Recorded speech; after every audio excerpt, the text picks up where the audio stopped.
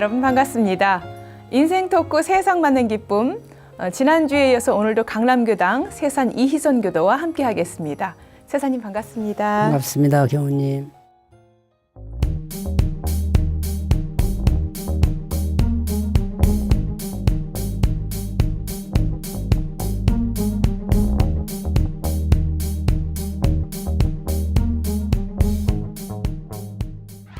네, 지난 시간에 세사님과 함께 대학 시절 반야심경 공부를 좀 하러 갔다가 원불교를 만난 그런 인연을 소개해 주셨고요. 그렇게 시작된 인연이 정말 가족을 다 모두 입교를 시켜서 이런 가족이 되고 부모님까지 또 원불교 교도로 활동하시도록 또 큰 기운을 밀었다는 생각이 들고요. 특히 청년의 활동을 통해서 왕성하게 공부하시고 또 여러 가지 봉사 활동하면서 의미 있는 그런 시간을 보냈던 내용을 소개해 주셨습니다. 그렇게 지구 청년의 활동이 활발하게 활성화되다가 이제 각 교당별로 좀 나뉘어서 청년의 활동이 시작이 되죠. 그 과정을 좀 소개해 주실까요? 예, 그렇습니다. 그래서 이제 지구청년회가 서울 지역에 이제 대학생 그 모임으로서 하나로 이렇게 운영되니까 지방에서 그 이제 서울로 대학 진학해서 올라오는 학생들도 모이고 해서 작은 지구청년회가 상당히 커졌어요. 차츰 해마다 조금씩 늘어서 한 150명 규모까지 됐는데 지금 연도는 정확히 생각이 안 나는데 1975년이나 6년쯤 될 것 같은데 각 교당 교무님들이 우리 교당에도 좀 청년회가 좀 있었으면 좋겠다. 네. 청년회가 있으면 울타리도 되고 그렇죠. 교당 교화도 활성화될 것 같은데 한 군데 있으니까 안 좋다 해서 발전적으로 좀 해체해서 각 교당에 청년회를 두자. 예. 그런 말씀이 계셨고 이제 총부 지침이 그랬던 것 같아요. 그런데 이제 지구청년회를 하는 그 회장단이라든가 교무님들의 입장은 이게 대학생의 특성상 함께 모아놓는 것이 어떤 풀과 같이 돼서 풀이 커야 고기가 많이 모여드는 그런 것처럼 해서 지구청년회를 계속 유지하는 것이 다양한 프로그램을 할 수도 있고 계속적으로 발전하는 데 도움이 되고 대외적으로도 원불교 서울 청년회가 활발하다 이러한 것이 예를 들면 뭐 YMCA라든가 흥사단이라든가 이런 청년 조직들과 이게 대응할 수 있는 그런 게 되겠다 그런 생각을 해서 그 총무회까지 갔었어요. 그때 이제 뭐 교화부 아마 주관으로 교화부장님 이런 분들도 참석하신 데서 회의를 했습니다. 제가 또 강력하게 주장했죠. 이거는 해체해서는 안 됩니다. 했는데 결국은 이제 예. 각 교당으로 하는 그런 식으로 됐습니다. 예. 그래서 이제 그 원남교당에 나오던 대학생들이 각 교당으로 그 인연 따라서 좀 흩어졌죠. 예. 그 제가 지금도 안타까운 것이 그때 그렇게 됐었으면 서울의 대학생 청년 조직이 훨씬 활발하고 YMCA 같은 규모까지는 아니라도 적어도 훨씬 더 이렇게 그 힘 있는 조직으로 되지 않을까 하는 아쉬움은 있습니다. 예, 또 이제 조금 흩어졌지만 각 교당에서 또 우리 청년회가 또 든든한 울타리 역할도 하고 나름대로 또 역할들도 많이 하고 그 청년들이 또 청원회로 이어져서 또 지금도 전국 청년회 활동도 하지 않은가 이제 그런 생각도 또 해봅니다. 예. 그렇죠. 이렇게 교당 생활을 열심히 하시다가 직장 때문에 해외에서 또 오래 지내시게 되는데 여러 해외 부임지를 다니면서도 항상 그 신앙생활 잊지 않고 함께 하셨어요. 네. 예, 소개를 좀 해주세요. 예. 해외 어느 곳을 또 다녔습니까? 예, 제가 그 직장 생활 33년 하는 동안에 해외 4군데 근무를 했습니다. 첫 번째 근무지는 핀란드였는데, 근데 이제 그때 핀란드에는 교당이 없었죠. 그렇죠. 지금도 물론 지금도 없지만. 없습니다. 없는데, 거기에서도 제가 원불교 다닌 지니까 1969년에 입교해서 78년에 갔으니까 한 9년. 그때 갔으니까요. 그래도 제가 신심이 조금 있었던 것 같아요. 집에다가 제 방에다가 그 일원상을 모셔놓고 제가 늘 서울에서 하던 식으로 교당에서 하던 식으로 이제 좌선, 독경, 기도 이런 걸 쭉 했죠. 이제 독경은 반야신경하고 일원상 서원문 그렇게 하고 그 네. 절차, 기도드리는 절차에 따라서 네. 했고 네. 거기는 이제 북구는 루터란 교가 국교다시피 해서 교회세를 받죠. 아, 핀란드에서는? 예, 예. 핀란드나 스웨덴이나 노르웨이나 북구가 다 그렇습니다. 루터란. 그래서 이제 저 루터란 교회도 가봤어요. 가봤는데 가봐도 역시 저는 이제 빠지지는 않더라고요. 거기에 빠져지지는 않고 여기다 원불교다. 네. 그런 생각을 했고 거기 사람들이 제 방에 와보고는 이게 뭐냐 이론상을 보고 뭐냐 해서 이제 설명한 일이 있고 예. 그렇습니다. 또 태국에서도 근무를 하셨었다고요? 예, 그러다가 이제 미국의 뉴욕, 시카고 근무하고 태국은 이제 나중에 근무했는데 태국도 교당이 없죠. 예, 지금은 이제 교당이 생겼습니다. 예, 태국 최근에 교당, 생겼죠. 네, 방콕에. 그때, 예. 태국에서도 이제 태국은 불교 국가입니다. 그렇죠. 예, 95%가 불교. 예. 있는데 거기서도 이제 불교 지도자들을 만나든가 하면은 나는 부디스트다 얘기를 하고 그러면은 그래도 부디즘이 들어가니까 자기 반가워했겠네요. 예, 그러더라고요. 예, 미국에서는 어땠습니까? 미국은 뭐 일찍이 예. 그 원불교 교화가 이루어지고 있어서 예. 교당을 다닐 수 있는 기회가 예. 됐을 것 같아요. 제가 미국에 1986년 그러니까 원기 71년인가요? 71년에 뉴욕 교당을 갔는데 승타원 종사님이 계셨어요. 상산 종사님 계시고 초타원님이나 지금 저 교정원장 하신 여타원님이 나중에 예. 오셨죠. 거기 해서 열심히 나갔습니다. 아. 해외 생활을 하면은 토요일, 일요일은 쉬는데 그러면 이제 대개들 다른 동료들을 보면 가족과 더불어 어디 뭐 여행 가고 그러는데 저는 일요일은 교당 가야 된다. 이것 때문에 늘 네. 그 애들 데리고 이렇게 갔더니 지금도 그 집사람이 좀 그거에 대해서 좀 아쉬움을 얘기합니다. 네. 당신이 뭐 가족을 위해서 봉사한 게 있느냐. 그렇습니다. 아, 그렇군요. 예, 시카고에서도 사실, 또 예. 그랬고. 예. 정말 쉽지 않았을 것 같아요. 해외 이렇게 좀 문화도 다른 곳에서 생활하면서 그것조차도 좀 어려웠을 텐데 휴일이면 또 쉬지도 못하고 또 다시 교당을 향해서 정말 그렇게 공부하시고 신앙생활 하는 게 중간중간 좀 경계도 있고 쉬고 싶고 놓고 싶고 그런 마음 예, 있으셨을 것 같은데 예, 어떻게 또 극복을 하셨어요? 저는 좀 고지식한 측면이 있어서 하기로 한 건 꼭 늘 하는 사람이니까 저는 마음의 갈등은 없었어요. 단지 우리 이제 애들 데리고 좀 더 놀았으면 하는 생각을 지금은 합니다. 그 당시는 그런 거 없었고 사실 외국에서 미국 같은 데서 원불교를 다니는 거는 특별한 마음이 아니면 안 돼요. 그렇죠. 유혹이 많아요. 네, 유혹이. 네. 차 타고 1시간 가면 즐길 때가 많으니까. 그러고 그 원불교 하면은 그때만 해도 원불교가 무슨 종교냐. 어? 그리고 또 심지어는 대사관 그 직원 부인도 왜 미신을 믿느냐 이런 사람도 있었어요. 예, 그 정도였거든요. 예. 그렇지만 이제 제가 이렇게 확실하게 이렇게 하니까는 원불교에 대해서 좀 알게 되고 제가 그래도 UN 대표부에 나오는 공관원들은 외무부에서도 알아주는 이제 그 빵빵한 사람들인데 이분들한테 당당하게 예. 원불교에 대해서 이야기할 수 있었던 거. 또 그거는 제가 자랑스럽게 생각합니다. 예. 예. 그리고 사실 그 1970년대면 미주교가 이제 막 시작하고 굉장히 어려웠을 때란 생각이 드는데 네. 당시 그 미주교화나 그 당시 그 교당이나 어땠어요?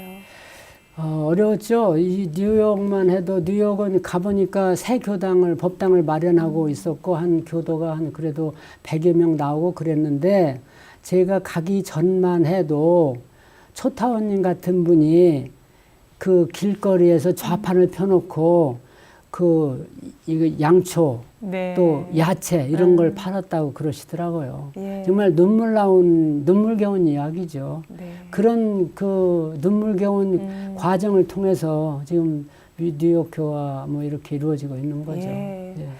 그래도 그렇게 좀 힘들고 어려운 그 미국 생활하시는 교무님들께 세사님 같은 분이 이렇게 매주 법회를 나오고 계셔서 얼마나 든든했을까 하는 생각이 들어요. 어땠습니까? 아마 뉴욕만 해도 그래도 100명 되니까 아마 그렇게까지는 아니라도 참 승타원님께서 참 귀여워해 주셨고 원남동에서 뵀는데 그렇죠. 얼마나 반가웠을까요. 귀여워해 주셨고 시카고 같은 데도 사실 그 한 30명 오래된 교당인데도 30명 이렇게 네. 되고 해서 저 같은 사람이 나가니까 이제 영사관에 그래도 이게 영사가 나가니까 좀 좋아하더라고요. 그랬을 것 같아요. 좋아해요. 예. 항상 든든한 힘이 되지 않았을까 이제 예. 그런 생각이 듭니다.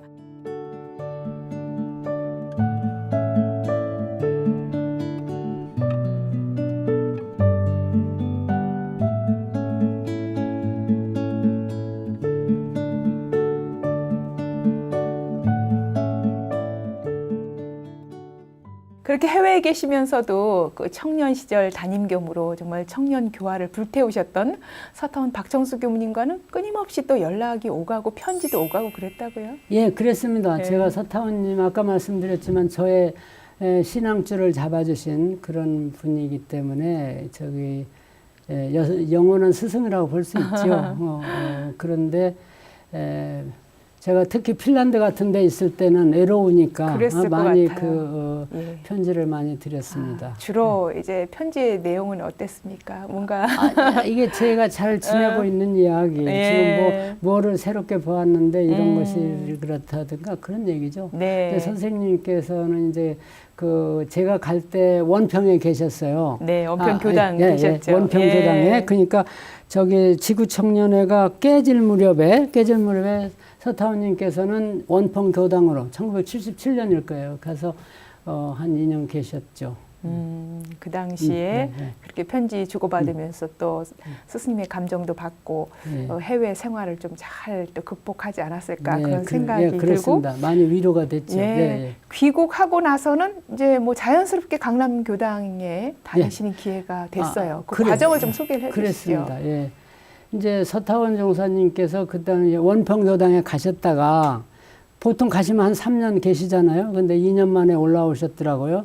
아마 우이동 선원을 수도원을 좀 이렇게 좀 활성화시키도록 아마 사명을 받고 오셨던 것 같은데 열심히 교화를 하셨죠. 옛날 청년 인연들도 끌어모으고 저희 집사람도 제가 시카고 와서 처음에 1년 반을 혼자 있었어요. 근데 서울에 있기 때문에 서타원님 하는 우이동에 다니고 깐난애기 데리고 그렇게 그러셨죠. 열심히 하셨는데 잘 되다가 이게 그린벨트 지역이다 해가지고 건물을 이렇게 지은 거를 이제 안 된다고 철거시킨 그런 어려움을 당하셨죠.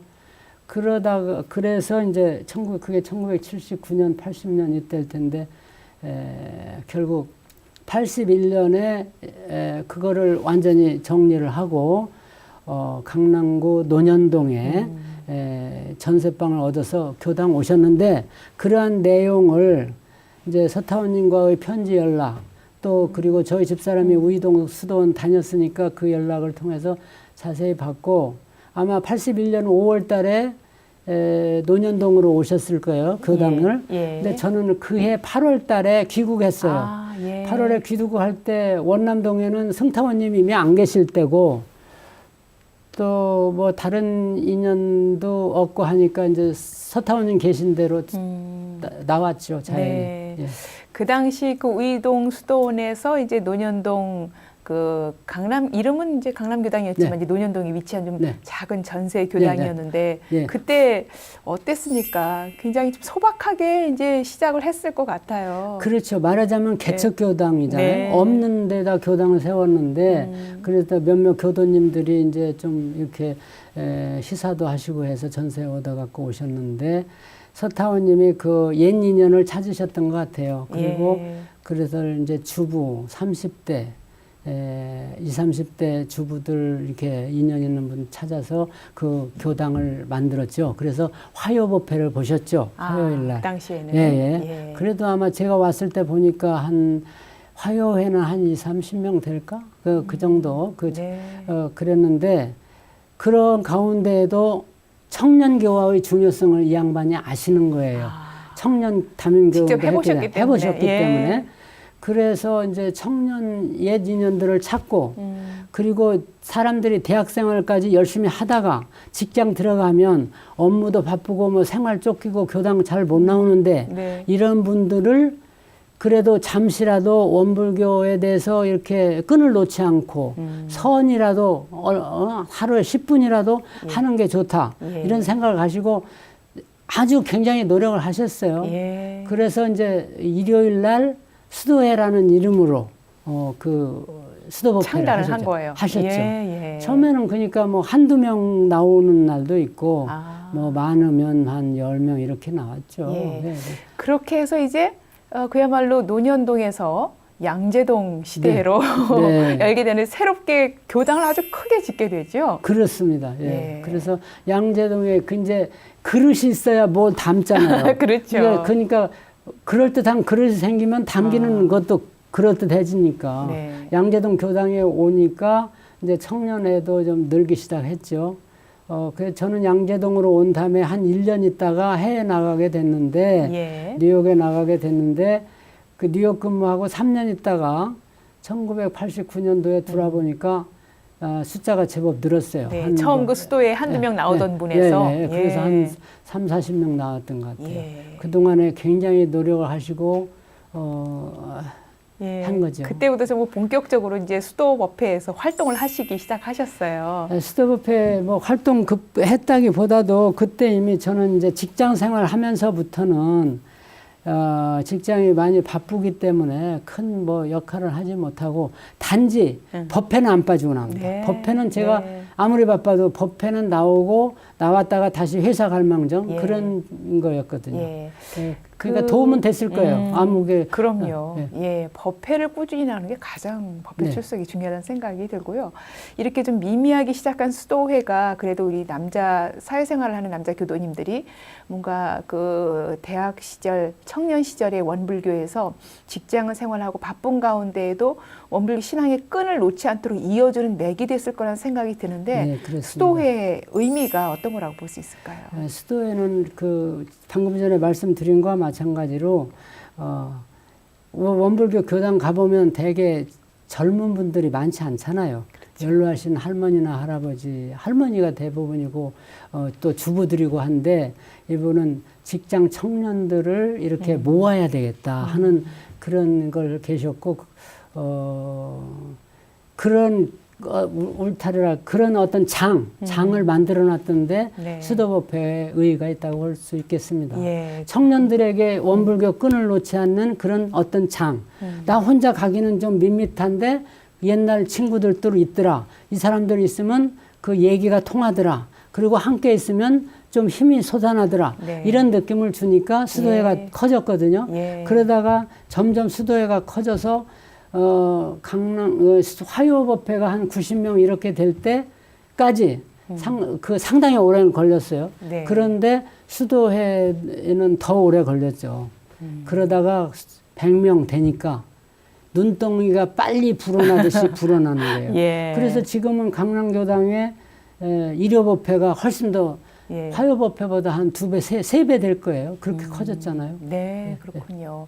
처음 논현동에서 한두 명으로 시작한 수도회, 네. 이 남자 교도님들 중심으로 이루어졌던 법회가 네. 지금은 이제 일요법회가 돼서 남녀 공이 그렇죠. 정말 크게 교화가 상승됐다는 그런 생각이 그 그렇습니다. 모체가 수도회에서 예, 그렇습니다. 시작이 그렇죠. 된 거죠. 그러니까 이제 수도회라는 이름은 일요법회를 수도회라는 이름을 가진 거는 한 10여 년 전 서타원님이 퇴임하시기 전까지는 수도회라는 이름으로 예. 했어요. 지금은 이제 일요법회로 정례법회가 됐죠. 그러다가 일요법회가 더 커지니까 120명 뭐 150명 이렇게 자꾸 커가니까 네. 이게 왜 수도법회냐? 역사를 모르는 사람들은 이상하거든요. 예. 그래서 일요법회가 됐어요. 예. 일요법회가 되니까 남녀노소 다 80대부터 20대 뭐 다 있거든요. 네. 예, 일요. 화요법회도 또 지금 뭐 그대로 계속 이어지고 있죠. 100여 명, 100여 명. 그렇군요. 예. 지금 이렇게 강남교당이 정말 서울에서 큰 모범적인 교당으로 교화를 하고 계신데 그 모체가 이렇게 미미하기 시작했지만 끊임없이 교도님들이 또 활동을 하시고 네. 신앙의 끈을 놓지 않은 결과라는 생각이 들고 네. 그 초기 노년동 시절부터 처음 수도회란 이름으로 법회를 받던 교도님들이 지금도 교당에서 이제 함께 활동하시는 분들이 계신가요? 그렇죠. 네. 그렇죠. 말하자면 지금 이제 진산 황성우님이라든가 성산 고영찬님이라든가 뭐 수산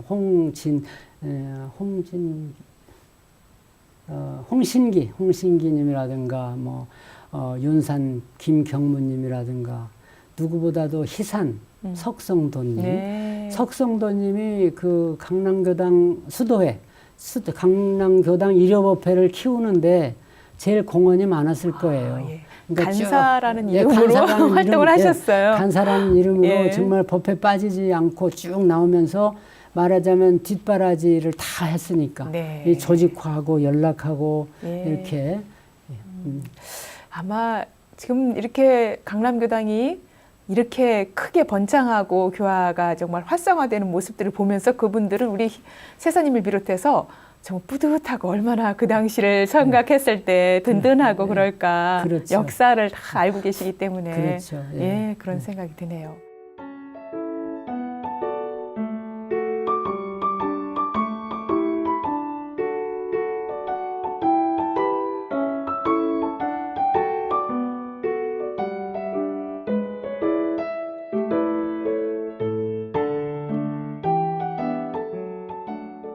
이렇게 강남교당에서 이제 꾸준히 활동하시면서 학교법인 전인학원의 이사장을 맡게 되시는데 네. 네, 어떻게 맡게 되신 거예요? 제가 퇴임하고 이제 전주대학교에서 그 교수를 하고 있을 때인데 2007년 1월 달에 서타원님이 퇴임하셨잖아요. 정년 퇴임. 그렇죠. 정년 퇴임하시고 한 5월 달인가 4월 달, 5월 달 경에 이제 독일에 출장을 가셨어요. 독일에 2년이 지난 그 미국 독일 분이 초청하셔서 가셨는데 그때 제가 그날 수요일이었을 거예요. 강원도에서 골프를 치고 있는데 그때 전인학원의 그 상임이사이시던 강혜윤 교무님이 저한테 전화하셨더라고요. 그래서 서타원 종사님이 퇴임하셔서 이제 그 이사장이 필요한데 이사장을 새로 영입해야 되는데 서타원님께서 저를 지명하셨다고 저 좀 하시라고 그렇게 말씀하시더라고요. 그래서 저는 처음에는 전 영향도 안 내고 할 의향도 없다고 사양을 했어요. 예. 했는데 그 강혜윤 교무님이 간곡하게 반복해서 말씀을 하시고 그래서 생각을 좀 해봤습니다. 그래도 내가 보니까 제가 교육 문제의 중요성 이거는 대학생 시절부터 우리나라 잘 되려면 교육이 잘 돼야 된다 하는 말을 친구들하고 늘 했고 네. 그러고 또 제가 그 북한 문제를 오랫동안 이렇게 직장에서 다루었기 때문에 탈북 청소년 문제에 대해서 관심이 있었죠. 네. 그리고 이게 탈북인들을 잘 관리해야 그게 우리 사회가 편안해진다. 그 사람들을 잘못하면은 이제 부담 요인이 된다. 우리 사회에 그런 생각을 하고 있었기 때문에 한번 해보자. 그런 생각으로 맡았어요. 아, 그렇군요. 우리 시청자분들은 그렇다면 학교법인 전인학원이 뭔가 탈북 청소년들과 연관이 있는 곳인가 보다 궁금해하실 것 같은데 네. 이 전인학원 소개도 좀 해주시죠. 예, 전인학원은 그 서타원님께서 박정수 교무님께서 그 정말 각고의 노력으로 만드신 그 학원입니다. 학교법인입니다. 2개의 학교가 있어요. 하나는 헌산중학교고 2003년에 설립된 헌산중학교 그리고 2006년 대안학교이고 네. 헌산중학교는 말하자면 정규 교육에 공교육에 적응하기 어려운 중학생들 중학생을 대상으로 한 대안학교죠. 저기 수도권 최초의 또 대학교, 예, 대한중학교예요. 네. 수도권 최초의 그 대한중학교 맞춤형 인성교육을 중심으로 하는 그런 학교죠. 네. 그걸 2003년에 개교를 하셨고, 그 다음에 2006년 4월 달에 3월 달에 그 한겨레 중고등학교를 열었어요. 그래서 이제 두 학교가 합해서 전인학원인데, 네. 전인학원이 되게 된 거는 서타원, 그러니까 박정수 교무님께서 2001년에 성지학원 이사장을 하셨어요. 거기에 이제 성지고등학교가 있었죠. 그러다가 2002년에 또 성지 송악중학교를 설립하셔서 네. 두 학교 이사장을 대안학교 하고 있었는데, 2003년에 또 그 헌산 길광호 교무님이 하시던, 그러니까 소년원 출신 청소년 쉼터로서 은혜의 집이라는 걸 운영하셨는데, 그분이 아이고 젊은 나이에 그렇게 안타깝게 떠나셨기 때문에 그 자리에 그 서타원님께서 헌산 중학교를 세우셨어요. 헌산 은혜의 집이라는 그 쉼터를 만들 때 또 서타원님께서 많이 도와주셔가지고 그 바탕이 됐기 때문에 거기다가 하셨는데, 그것도 설립하는데 굉장히 에러가 많았죠. 그렇죠. 왜 이게 네. 소년원 출신들, 문제아들 데려오면 동네에 항상 시끄러운 일이 생길 텐데 왜 그러느냐. 주민들이 반대하고 이런 걸 무마하느라 굉장히 어려웠죠. 그런 과정을 통해서 설립했고. 그랬는데 그 다음 해에 2004년에 교육부에서 서타원님께 공문으로 탈북 청소년을 위한 대안학교를 세워달라 하는 공문을 보내셨어요. 네. 그렇게 된 거는 2000년부터 그 탈북자가 갑자기 늘었어요. 2000년 전에는 1년에 넘어오는 탈북자가 100명, 200명 정도 그렇게 되다가 2000년 넘으면서 1500명, 2000명 이렇게 됐어요. 한 해에. 네. 그렇게 되니까 이 탈북 청소년들이 많아지는데, 탈북 청소년들이 학교에 오면은 북한하고의 교육기계 내용도 다르고 뭐 여러 시스템도 다르고 그렇죠. 따라가지를 못해요. 네. 그러니까 중학교 학생을 우리 중학교에 보내면 배운 게 전혀 달라요. 역사도 달라고. 수학의 일부만 갖고 다 다르다는 거예요. 얼마나 적응하기 힘들겠어요. 그래서 적응을 못해요. 그러니까 그래서 교육부에서 이 탈북 청소년은 대안학교의 차원에서 대안학교와 같은 방식으로 특성화 학교를 운영해서 맞춤형 교육을 해야 되겠다 해갖고 대안학교의 선구자이신 그 원불교에 맡기면 제일 잘하겠다. 그 중에서 제일 잘하시는 분이 서타원님이다. 성지학교 이사장이고 헌산학교 또 이사장이시고 그래서 이렇게 했죠. 그러니까 그렇게 됐는데, 헌산학교가 생기면서 성지학원에서 분리돼 갖고 지역이 다르니까 같은 이름으로는 안 된다 해서 전인학원이 생겼는데, 전인학원이라는 이름이 저는 참 마음에 들어요. 서타원님께서 전인교육이라는 데서 착안하셔서 전인학원이 됐는데, 전인교육이라는 것이 지덕체를 고르게 발전시키는 훌륭한 인격체를 만들자. 이게 초중고등학교의 그 기본 교육 이념이잖아요. 전인교육. 거기서 전인학원 따오셨죠. 그렇게 해서 이제 전인학원 이사장으로 취임을 하셨고, 이제 본래 교육 분야에 좀 관심도 있고 그러기 때문에 특히 탈북 청소년들에 대한 관심이 컸기 때문에 뭐 흔쾌히 또 이렇게 역할을 하셨을 거란 생각이 드는데, 이렇게 전인학원 이사장으로 활동하면서 우리 세사님이 늘 좀 중점을 두고 강조하고 그랬던 부분들이 있었을 것 같아요. 네, 그게 이제 학교가 사립학교도 지금은 전부 정부에서 그 운영비가 나옵니다. 교사 봉급에서부터 운영비가 그 4대 보험료라든가 이런 거는 재단에서 해야 되지만은 다 나오기 때문에, 말하자면 국가로 운영하는 거기 때문에 국가 이게 투명하게 하고 정확하게 예산을 써야 된다. 그런 거. 그리고 특히 한겨레 중고등학교는 설립할 때 120억을 교육부에서 지원해서 지은 거예요. 예. 처음에 200억을 들여서 짓겠다고 해서 규모를 크게 잡았는데 탈북자가 또 어느 해인가 조금 줄었어요. 2004년쯤 조금 줄었더니 국회에서 당장 이거 예산 줄이라 이거예요. 왜 그러느냐?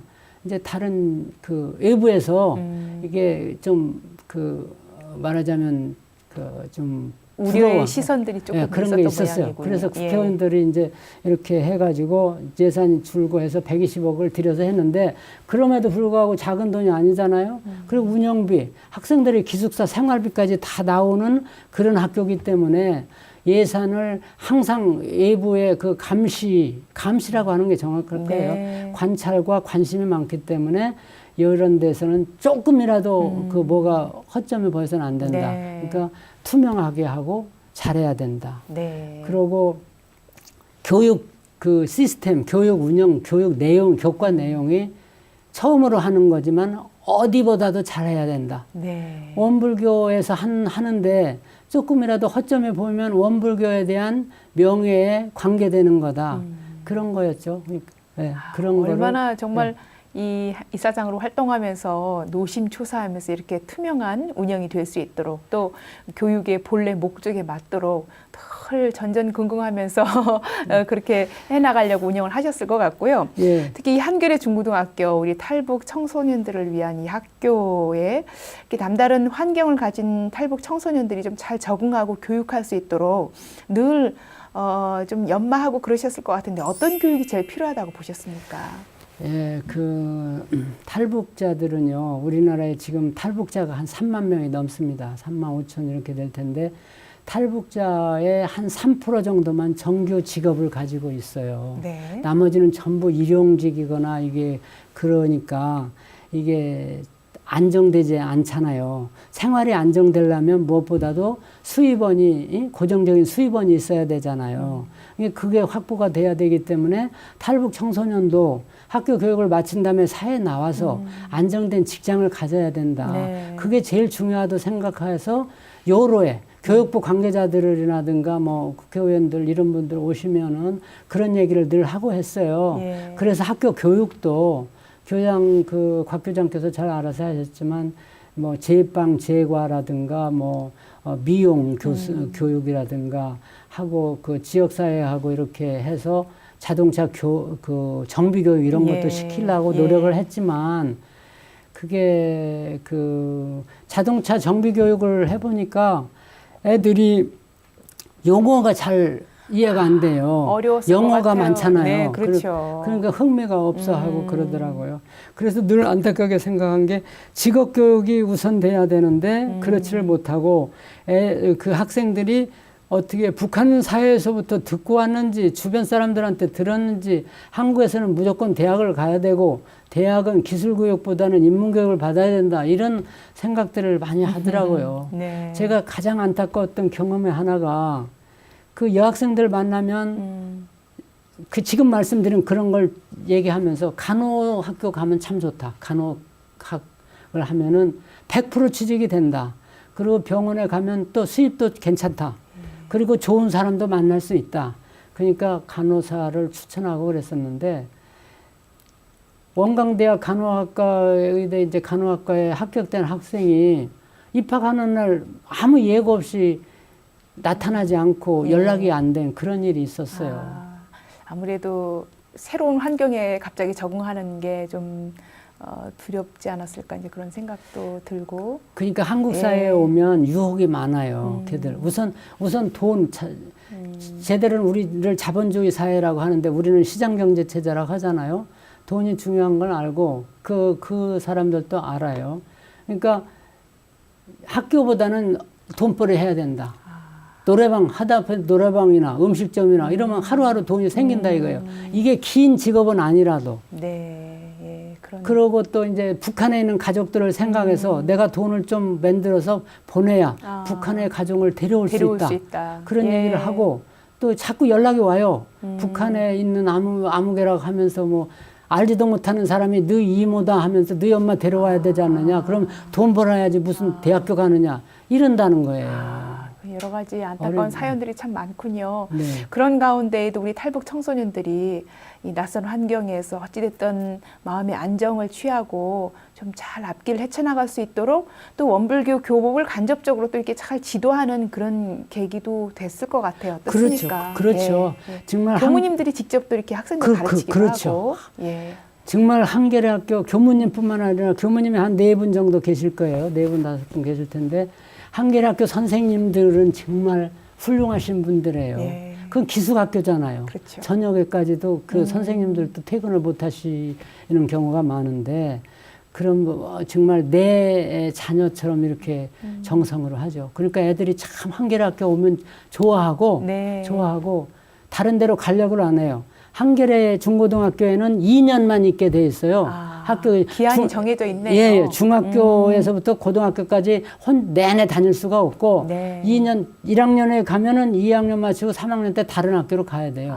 예산이라든가 이런 등등 해서 네. 교육부 시스템이 그렇게 돼 있어요. 근데 안 가려고 그래요. 이거 좋거든. 더 있고 싶어 하는군요. 네. 아, 그렇군요.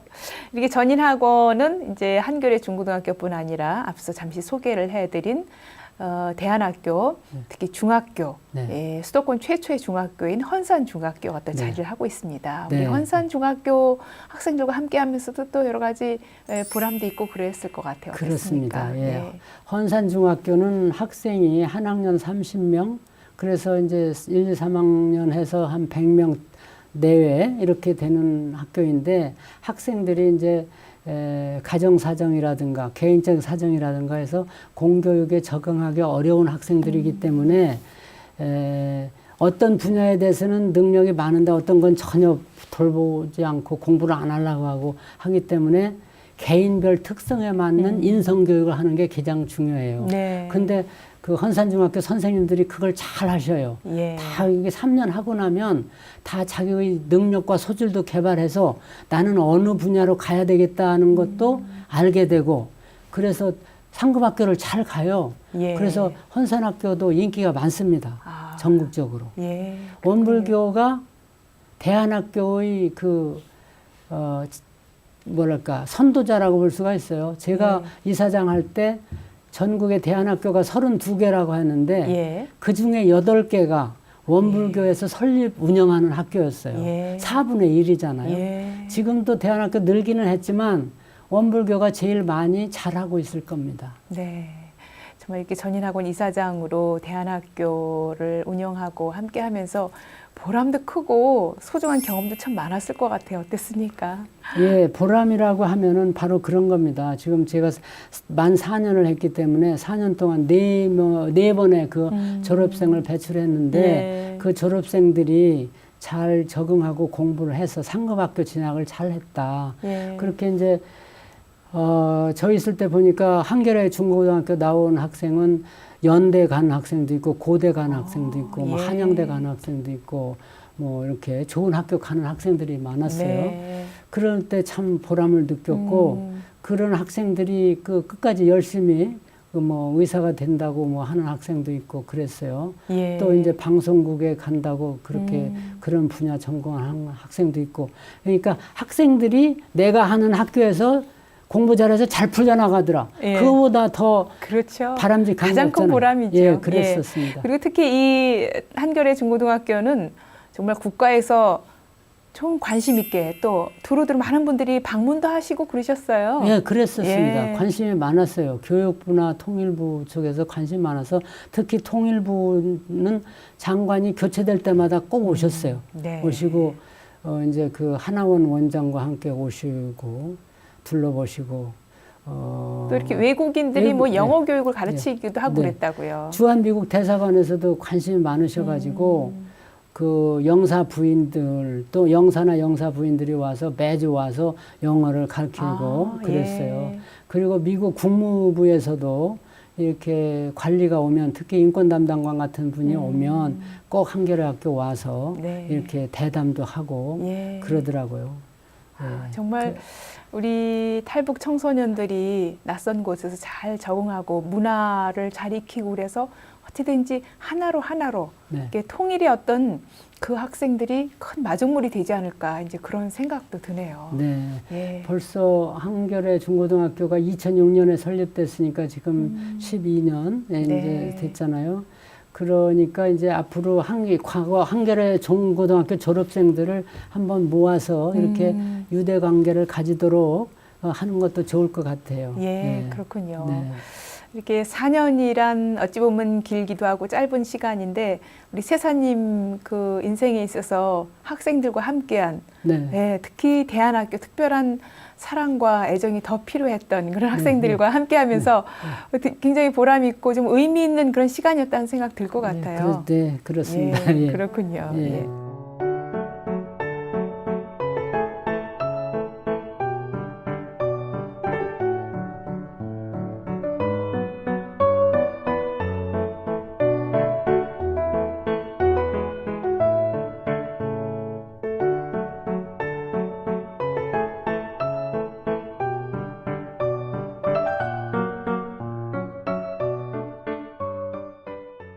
퇴직 후의 생활 이제 또 좀 나눠볼 것 같은데요. 네. 우리 이렇게 모든 사회생활을 좀 정리하고 퇴직 이후에도 신앙생활을 더 열심히 하기 위해서 네. 정말 공부를 또 하셨어요. 어떤 공부하신 거예요?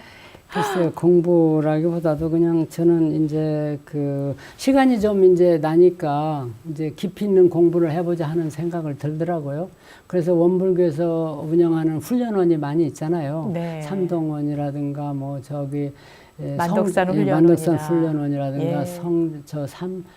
성주 삼동연수원 네, 거기도 네. 있고 또 변산 선원 제법 성지에 있는 예, 변산 변산. 선원이나 그때 예. 이제 그 서산 이종진 그 원로 교무님 계실 때, 예. 때 그분이 이제 그 성리 공부를 한다고 그래서 그게 세 번인가 갔을 거예요. 새해 여름 갔던 것 같아요. 예. 예, 그렇게 공부를 하고 또 선을 좀 제대로 해보자 해갖고 제가 수진선원이라고 도교의 그 선사, 한국에서 그 도교 뭐 그 맥을 이어놓은 훌륭한 분이라고 하더라고요. 그래서 그 한 4년 나가면서 예. 선을 했어요. 예. 그러고 저기 동국대학교 평생교육과정에서 하는 그 참선 교육의 이론과 실제 네. 그런 거를 했어요. 네, 그 한 학기 그렇군요. 했어요. 근데 아. 해보니까 선원 다녀보고 하니까 결국 핵심은 대종사님의 좌선법에 있는 것을 벗어나지를 못해요. 결국 일심을 하는 거, 자기가 네. 계속해서 일심을 하도록 하는 그게 예. 중요한 것 같아요. 예. 그건 단전주법. 그거 벗어나는 게 없더라. 네. 그게 소득이에요. 예, 그렇군요. 원불교 신앙을 깊이 하면서 또 이웃의 여러 종교나 또 활동들을 또 접해보기도 하고 이론적으로 공부해보면서 결국 우리 교법에 대한 어떤 진가를 다시 한번 좀 확인해보는 그런 기회가 되지 않을까 그렇습니다. 그런 생각이 들고요. 네. 세사님이 이렇게 일생을 원불교에서 신앙하고 공부하면서 또 여러 사회생활을 하면서 지금껏 생각해보면 참 내가 지금 생각해도 참 취사를 잘했다는 그런 내용들이 좀 많을 것 같아요. 그중에 좀 정리를 해본다면 어떤 부분이 내 일생에 있어서 이것만은 참 잘 내가 선택을 했지, 취사했지 이런 부분이 있을 것 같아요. 어떻습니까? 글쎄요, 또 잘 생각나는 게 없는데 취사 잘한 거는 우선 원불교를 만나고 제가 원불교를 믿게 된 거가 잘한 것 같고 제가 우리 지금 아내를 맞이한 것도 잘한 것 같아요. 시타원 이명훈 교도님. 사람이 그 인생에서 여러 가지 순간순간이 선택이지만 그렇죠. 선택의 과정에서 가장 중요한 세 가지 선택이 있다. 네. 그게 하나가 종교고 하나는 직업이고 하나는 배우자의 선택이다. 네. 그게 맞는 얘기인 것 같은데 네. 저는 그거를 잘 한 것 같다고 생각을 네. 합니다. 세 가지 인생에 있어서 세 가지 선택, 예, 네. 종교 원불교를 선택하고 또 네. 지금의 시타운 이명훈 교도님과 함께 네. 일생을 소중한 인연으로 함께 공부하시고 그리고 또 직업을 국가 공무원으로 또 네. 공직 생활하면서 네. 공인의 활동을 하신 것이 큰 보람이고 취사 선택을 잘했던 거라고 말씀을 해주셨습니다. 이렇게 우리가 살다 보면 참 선택의 갈림길이 있을 때가 참 많은 것 같아요. 이걸 해야 될지 저거 해야 될지 늘 선택하면서 살아가는데 그 선택을 하면서 그 기준점 네. 어떤 것을 기준으로 해서 선택을 해야 될지 좀 전해주실까요? 그렇죠. 순간순간이 선택이고 정말 선택을 잘하는 것이 굉장히 중요하고 우리가 경계라고 할까 어떤 상황을 맞이하는 거는 과거에 지은 그 인연이랄까 업보에 의해서 그 상황을 맞는 것 같고 그런 상황을 맞았을 때 내가 선택을 잘해야 앞에 그 좋은 결과를 가져오고 앞에 좋은 업보를 짓는 것 같으니까 순간순간의 선택이 중요한데 그러기 때문에 시비이해 옳고 그르고 이되고 해되고 이거를 잘 판단해가지고 해야 되는데 그거를 잘 하기 위해서 바르게 사실과 허위를 잘 분석해서 바르게 판단하고 정확하게 분석을 해서 올바른 결정을 내리는 거 이게 선택이잖아요. 네. 근데 그게 사리연구의 목적이잖아요. 그러니까 이제 원불교 교법이 바로 그거고 그거를 잘 가르치는 것이 사막공부이기 때문에 사막공부를 제대로 해라. 그러면은 선택을 잘 할 수 있다. 그런 생각을 합니다. 특히 아까도 좀 얘기를 했던 것 같은데 지난번이죠. 한 것 같은데 상시응용 주의사항이나 또 무시선법이나 일상수행의 요법을 늘 익히면서 교법에 가르치는 대로 범과를 하지 않고 이되고 해되고를 판단할 때 눈앞에 그거의 현상 가지고만 판단하지 말고 숨겨진 거, 보이지 않는 거 멀리 보고 판단을 하고 특히 이되고 해되고가 어떤 거 지금 당장은 해되는 거지만 나중에 이되는 거 있고 지금 당장은 이되지만 나중에 해되는 거 있거든요. 이거를 잘 선택해야 되거든요. 예, 그것이 이제 수양의 결과가 아닌가 그런 생각을 합니다. 정말 공부하면서도 경계 속에서 늘 흔들리기도 하고 당장 눈앞에 보이는 이익에 끌리기도 하는 그런 습관을 놓치지 못하고 사는 경우가 참 허다한데 우리 세사님 말씀을 들으면서 많은 분들이 경계 속에서 어떻게 나를 멈추고 또 돌아봐야 될까를 좀 지금 생각해보는 기회가 될 것 같아요. 예, 앞으로 우리 세사님 앞서도 여러 가지 활동하시는 소식을 전해주셨지만 또 더 왕성한 활동과 함께 또 좋은 계획이나 또 바람도 있을 것 같은데 어떻습니까? 그건 이제 제가 이제 7학년이 넘었으니까 무슨 다른 명예나 어떤 이익을 위한 이런 거는 관심이 없고요. 단지 이제 건강하게 내 취미 생활 하면서 내가 좋아하는 걸 하면서 이제 교법대로 바르게 살았으면 그러다가 이제 천수를 다 하고 고통 없이 병마에 시달리지 않고 갔으면 좋겠다. 그런 생각이죠. 네, 정말 욕심 없이 정말 욕심 없이 마음 공부에 더 전력하겠다는 그런 바람을 전해주셨습니다. 마지막으로 우리 시청자분들께도 또 이렇게 특별 출연하셔서 함께 하셨는데 한 말씀 전해주실까요?